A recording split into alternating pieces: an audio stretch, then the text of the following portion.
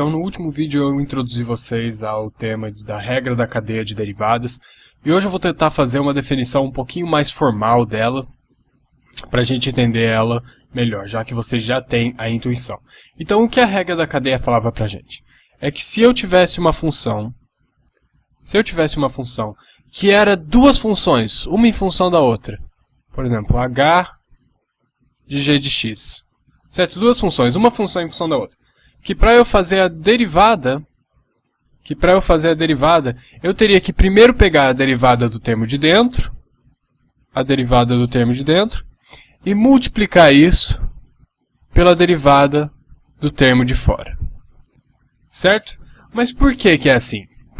Eu acho que é mais fácil eu usar a denominação de uma derivada de Laplace, que isso aqui é a denominação de Newton, esse linhazinha em cima. Vamos usar a de Laplace. Então, por exemplo, se eu tiver uma função em função da outra, h de g de x. Opa, deu pau aqui.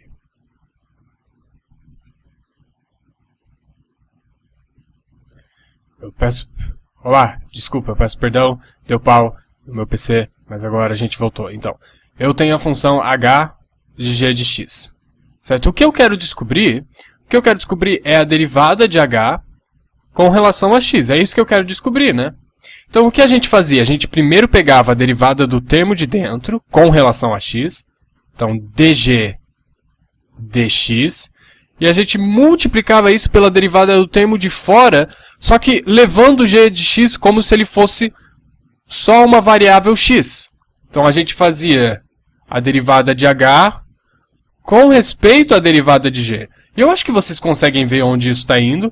Eu tenho dg, tanto no numerador quanto no denominador, eu posso simplesmente cancelar dg, que daí eu fico com a minha resposta que eu queria, que era a derivada de h com relação a x. Então, por exemplo, vamos pegar um exemplo aqui. Vamos supor que eu tenho a função x à sétima menos 3x a menos 3, tudo isso elevado a menos 10. Certo? A gente quer deixar isso no formato h de g de x. Certo? Então, quem vai ser o meu g de x? Quem vai ser a minha função de dentro? Bem, vai ser isso aqui, né? Vai ser x à sétima menos 3x a menos 3. E quem vai ser o meu h de x? Bem, o meu h de x é levando em consideração g de x como se ele fosse apenas uma variável x. Então, o meu h de x vai ser x a menos 10. Certo? Para achar a derivada de h com relação a x, eu primeiro tenho que fazer a derivada de dentro com relação a x, multiplicado pela derivada de fora com relação a g. Então, isso vai ficar... A derivada de g com relação de x, eu acho que já deveria estar natural isso para você. A derivada de x à sétima é 7x à sexta. A derivada de menos 3x a menos 3. O menos 3 passa para cá, vai ficar menos com menos. Vai ficar mais 3x a menos 4. Isso é a derivada de g com relação a x. E eu multiplico isso, deixa eu mudar de cor, eu multiplico isso pela derivada do termo de fora. Bem, o meu h de x é x elevado a menos 10. Só que, daí a gente leva em consideração a função g como sendo x, né? Porque eu estou fazendo com relação a dg. Então, passando o menos 10, vai ficar menos 10, que multiplica a minha função g, x a menos 7 menos x a menos 3, e eu diminuo o expoente, menos 10 menos 1 fica menos 11, certo? E essa seria a minha derivada usando a regra da cadeia. Vamos fazer mais um, para de verdade deixar isso o mais simples possível. Então, vamos dizer que eu tenho a minha função y e eu quero usar a y f de x para causar a maior variedade possível. E vamos falar que ela é, deixa eu pensar aqui, x ao quadrado mais 5x mais 3, tudo isso elevado à sexta. Sei lá, inventando aqui. Bem, de novo, A gente quer deixar ele no formato h de g de x. Quem vai ser o meu g de x? Quem vai ser a minha função de dentro? Bem, vai ser esse cara aqui. Vai ser x² mais 5x mais 3. E quem vai ser o meu h de x?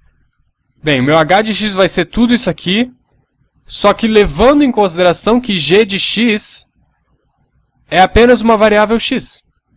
Então, o meu h de x vai ser x à sexta.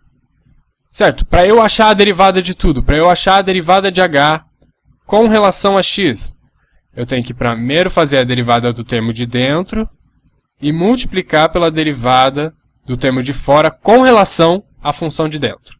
Então, isso vai ficar a derivada do termo de dentro com relação a x. Eu espero que isso já esteja natural para você.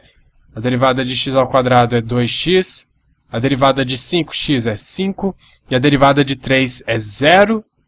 Tudo isso multiplicado pela derivada do termo de fora com relação à função de dentro. Então, a nossa derivada do termo de fora é x à sexta. Vai ficar 6, que multiplica o nosso termo de dentro. x² mais 5x mais 3. E daí eu diminuo o expoente por 1, a quinta. E essa seria a minha derivada usando a regra geral. Então acho que já deu para entender a regra geral direitinho. Agora vamos passar para a próxima regra de derivadas. Deixa eu apagar isso aqui. Para a próxima regra, opa, não era para deixar tudo branco, deixa eu mudar essa cor para preto, pronto.